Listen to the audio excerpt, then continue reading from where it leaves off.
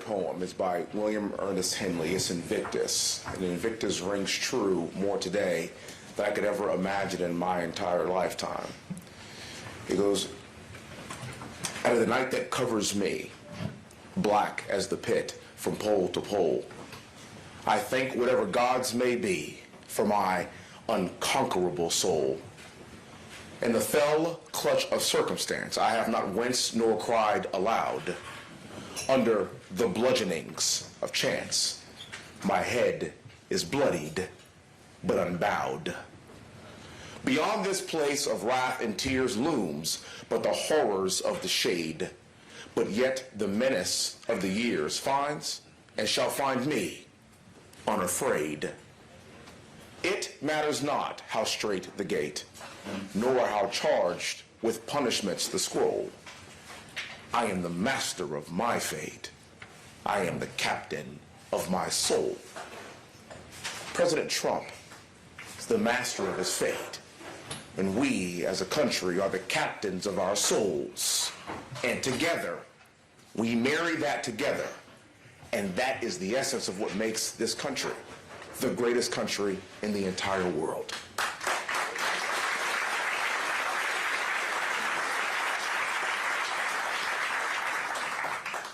I love weeks like this because I have the opportunity of being surrounded by all my fellow patriots. You see, I don't care what state you are from. I don't care what part of the country you are from. What I care about is the fact that we are all our fellow Americans. We have the opportunity here in November to save our country. But what makes our country so special is the idea of brave men and women that raise their hands and choose to defend this country against all enemies, both foreign and domestic. Less than 1% of our population chooses to do that for everyone else. My family is a military family. My dad's a retired lieutenant colonel in the Army, served over 20 years in the Army. My sister went to West Point in my family first, class of 1993. She went on to serve 23 years active duty as a military intelligence officer. All along. She's truly one of my heroes. She went on to get her master's degree in applied mathematics.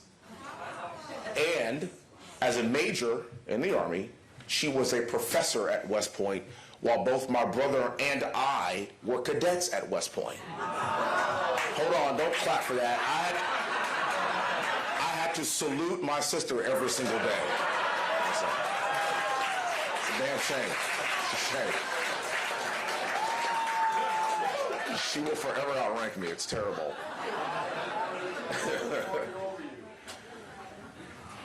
Went to West Point, second in my family, served 8 years active duty. As an Apache helicopter pilot, flew 55 combat air missions in Baghdad, 2 tours of duty in Saudi Arabia as a diplomatic liaison officer, and then I had one more combat deployment left in my life, and it was at Cornell University for grad school. It's combat, because it's really cold, and it's really liberal, but my greatest accomplishment in my life is to leave Cornell University earning a master's in business, a master's in public administration, and a master's in industrial and labor relations. I did 3 master's degrees in 4 years.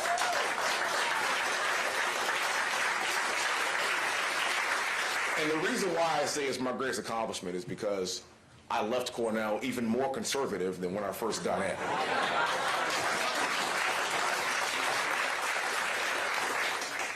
My brother is 10 months and 8 days my junior. He's also a West Point graduate, class of 2004, right after me. Unfortunately, he didn't follow the rules of the family. He's the black sheep of the house, and I'm black. He's literally the black sheep of the house. Because he got out of West Point and he went into the Navy, unfortunately. And, see, we got a Navy. There's one Navy guy in the room, of course.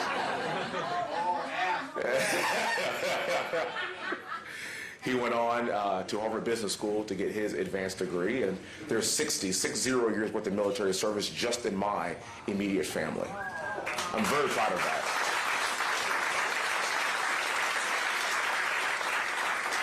But it's not just my family. It's thousands of American families that lend their sons and daughters to defend this great nation. My great-great-grandfather was born on a plantation, Rosedowne Plantation. Rosedowne Plantation is 30 miles north of Baton Rouge, Louisiana. Rosedowne Plantation still exists today. Three of his great-great-grandchildren went to West Point and graduated. 3 of his great-great-grandchildren served the United States military. At one point, all 3 of us were deployed in Baghdad in 2006 at the same time for 2 months. One of his great-great-grandchildren, me, stands before you today as a Republican from the great state of Texas in a red district that President Trump would have won by 25 points. I won by almost 30 points in a white majority district in a Houston suburb.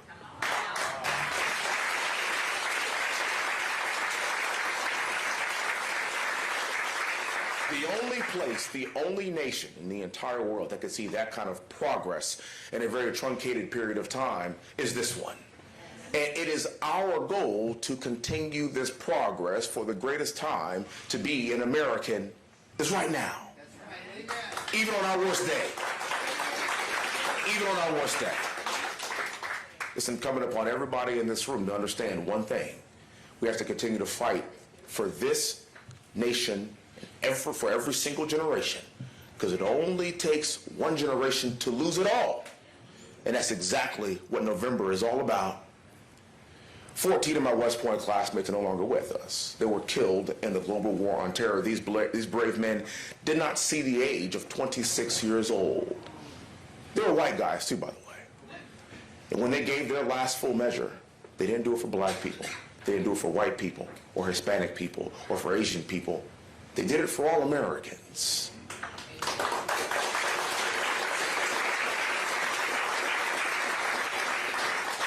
And that is why we are in this fight together. You see, I no longer see race, religion, color, or creed in my life. The only thing I see is red, white, and blue.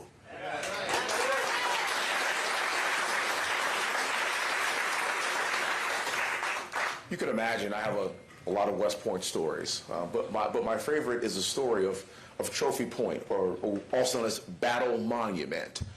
Trophy Point is a majestic piece of granite at West Point that overlooks the Hudson River as it makes a meandering southern bend toward New York City. Trophy Point is surrounded by Civil War era cannons that are buried into the ground muzzle first. And why, might you ask? Imagine entering a country at Civil War. Imagine going to West Point and serving with your classmates and dining with your classmates and training with your classmates. But if you were from the North, you left West Point and you went and fought for the North. And if you were from the South, you left West Point and you went and fought for the South. You literally had West Point classmates that were killing each other because of Civil War.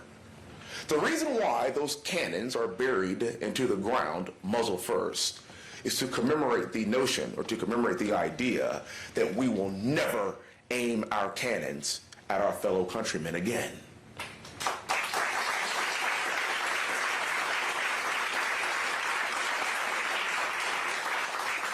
Unfortunately, we live in times where the left has dubbed those cannons up and they're aiming them at you. They're aiming them at me. They're literally aiming them at President Trump. And what this week is all about is ripping those cannons away from the left and digging the ground and putting them right back where they belong, muzzle first, forever.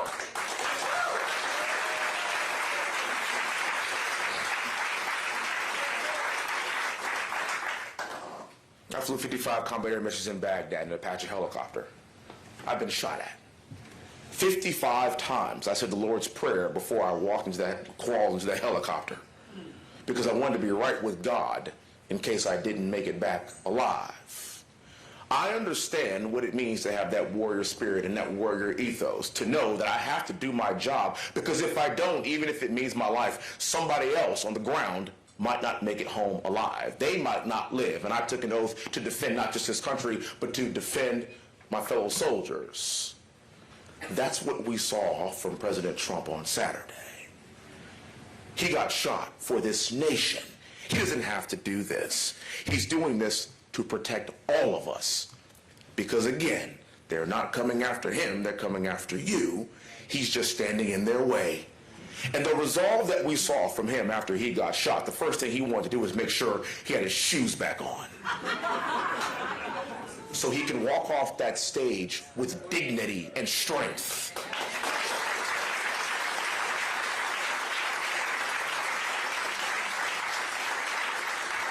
And then proceeded to fight off servicemen and women to make sure that he let the world know that he and this nation will continue to fight, fight, fight.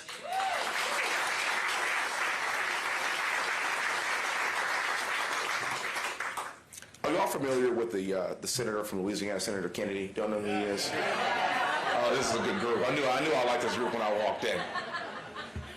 As only he can do, he sums up this current administration in such an articulate and sophisticated way. I was watching one of his interviews, and it was brilliant, actually, what he said. I've never heard anything so eloquent. He said, and I quote, "The Biden administration sucks."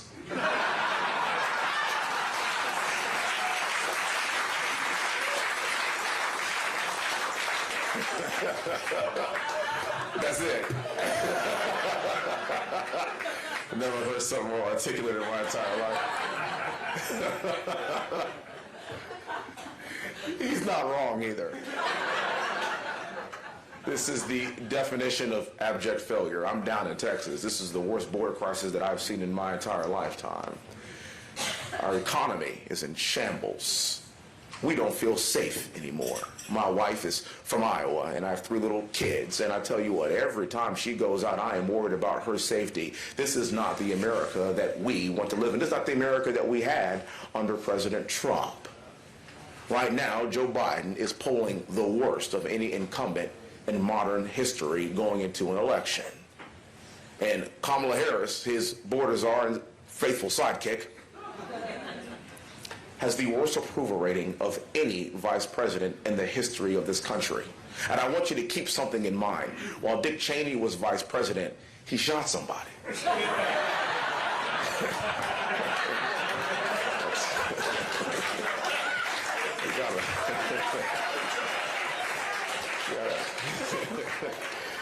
You gotta work pretty hard for that, don't you? It's a race to the bottom for that. But I have a very bold prediction, and I know that President Trump is going to win here in November because we need him. Not just us, the world needs him.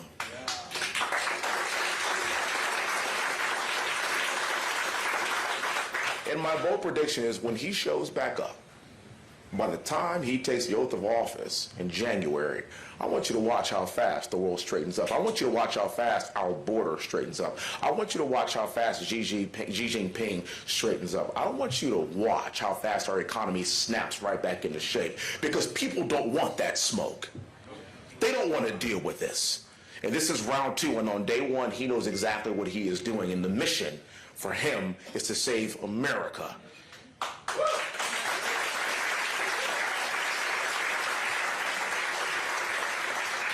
I sat next to him the other night, and he has a reinvigorated spirit moving forward, especially after Saturday. You see, God spared his life for a reason, for God is not done with him, and God is not done with this country yet. And I could see it in his eyes as I sat next to him. He was paying attention, and he was hanging on every single word of every single speech, because he knows why he is here. He knows what he must do in the future. Save this country. I've had the honor of traveling around with President Trump. I've had the honor of being a surrogate for him over the course of the past couple of years. And my favorite story is this. My wife is from Iowa, so you know Iowa is the first state that goes through the whole election process. And he offered to fly my wife and I and a few others from Bedminster, New Jersey to the Iowa State Fair. And his plane is really nice. Like, really nice. And you could imagine us arriving at the Iowa State Fair, and he was mobbed by thousands of people. I've never seen anything like it. He was an absolute, he is, and at the time was an absolute rock star. My 5-year-old daughter loves President Trump. And it's actually in large part because of Home Alone 2 when he makes his cameo. During Christmas time, they watch that movie every single day, and all you hear, Donald Trump's on TV, Donald Trump. It's like... But she never got the opportunity to meet him, and I really wanted to introduce her to him. At one point, there was a break in all the madness and all the chaos, and he was in full President Trump mode, shaking hands, full campaign mode. Y'all know how he rolls. And at one point, I was able to tap him on the shoulder. I said, Mr. President, I want you to meet my daughter. He goes, well, where is she? And he looks around. And I said, she's right here. She's 5 years old. He looked at her, and his whole demeanor shifted. Who he was changed in that very instant. He looked at her, and then he scooped her up and picked her up and gave her a big hug. And he said to her, your dad and I are going to do whatever it takes to make sure that you have a future so you can be whatever you want to be.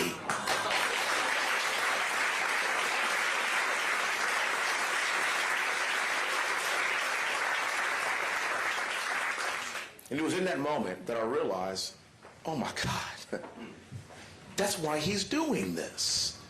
He's doing this for my Victoria, for my Olivia, and for our little boy Willie, and for your children, and for your grandchildren, and for Barron. That's why he's doing this.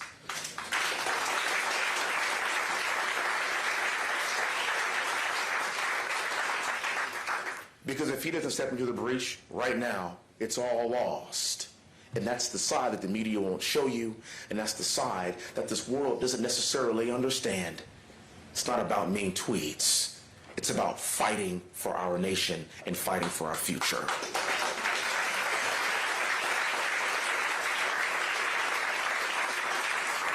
While I know we live in quite precarious times today, I'm here to tell you that this country has been in way worse shape. And although this might be the worst I've seen in my lifetime, especially after watching an assassination attempt that hasn't happened since before I was even born, I gotta tell you, we're gonna be all right. And we're gonna be all right because this is a nation that went through a civil war and ripped itself apart in the name of slavery. And yet we still stand strong as Americans, as a nation.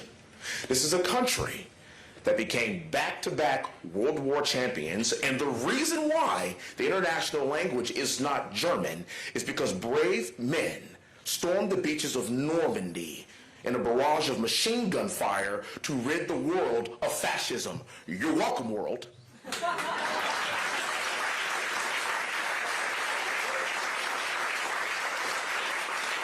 And yet here we stand still as a nation, as Americans. This is a country that went through civil rights movement that my parents were a part of. My parents are alive and well. My dad just turned 75 years old 2 weeks ago.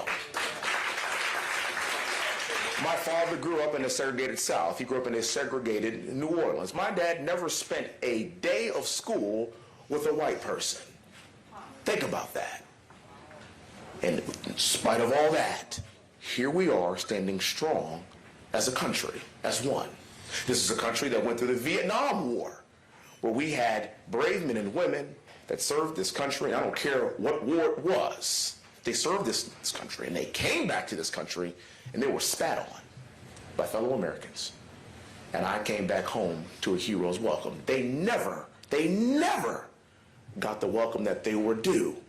In spite of it all, here we are standing strong as a country. This is a country that went through 9/11. I was a sophomore at West Point when that happened. When that happened, I knew my life would change forever because I knew I was going to go to war. Do you know that for the week after 9/11, you could not go online and buy an American flag because they were all sold out? Think about that. And here we stand strong together as a country.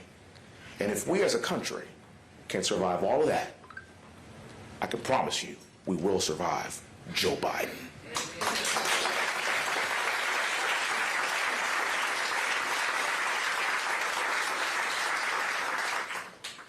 Roosevelt, in his Man in the Arena speech, famously said, "It is not the critic that counts, nor how the man points out how the strong man stumbles, nor how the doer of deeds could have done them better. But the credit belongs to the man who is actually in the arena, whose face is marred by dust and sweat and blood, who strives valiantly, who errs, who comes up short again and again, because there is no effort without error and shortcoming. But who actually strives to do the deeds, who knows great enthusiasms and the great devotions, who spends himself in a worthy cause, who at the best knows in the end the triumph of high achievement, and who at the worst, even if he fails, at least fails while daring greatly, so that his place shall never be with those cold and timid souls that neither know victory nor defeat. President Trump is the man in the arena. He is the man that we must coalesce around in order to save the very soul of what I know is the greatest country in the world. And when I'm surrounded by my fellow patriots from all over this great country, regardless of what state you are from, I have a reinvigorated spirit in my own heart and in my own soul to support the man in the arena to save our nation. And that's exactly what we are going to do.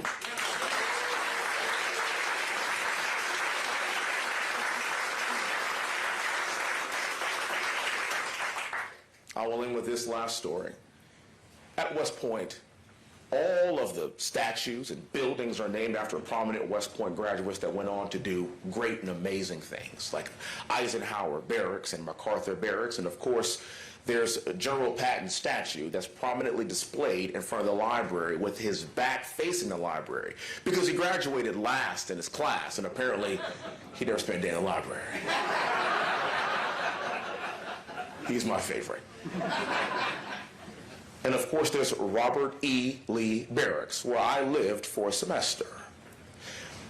I know this is the greatest country in the world because every time I walked beneath that threshold, I thought to myself, damn, this is one hell of a country. For only a black man can live in a building named after a Confederate general. And if it were named anything differently, then I wouldn't have this perspective. For we are not judged by the name of buildings or by the name of statues. We are judged by our hard work, grit, and determination. And if we judged every street and every building and every statue on perfection, then everything would be named Jesus Christ.